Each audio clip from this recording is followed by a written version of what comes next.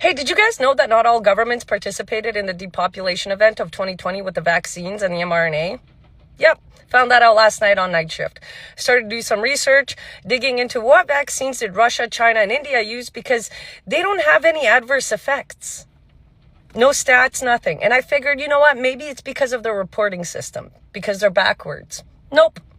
They use viral vector vaccines. However, COVID hasn't been isolated. So how are they using viral vector vaccines? They're not. They're using placebo saline water and telling their, citizens, here, just take this. And they just mildly participated in the lockdowns just to see how people would follow orders. I'm not even kidding.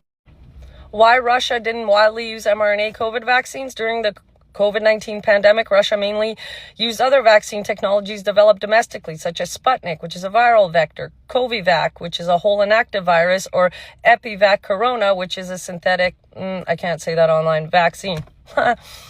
Wow. So then I asked ChatGPT, did China use mRNA vaccines during the pandemic? Mostly no. During most of the COVID-19 pandemic, China did not use mRNA vaccines for its population. So then I asked countries that largely did not use mRNA vaccines: China, Russia, India, Cuba, Tanzania. I asked which countries mainly used mRNA vaccines, and it's basically all of the Western countries, Canada included.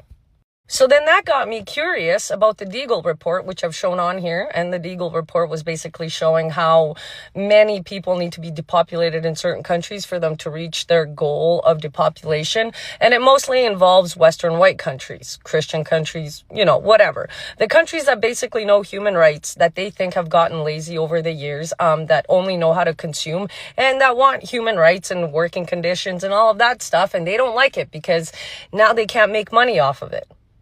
So then I went and asked which areas or provinces have had the most adverse side effects in all of Canada. And to no one's surprise, it's the conservative province of Alberta, which had the lowest rate of vaccine uptake.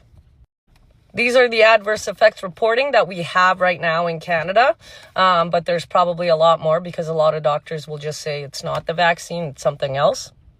Then I asked ChatGPT to give me the highest serious adverse event reporting rates for the United States, and it gave me that.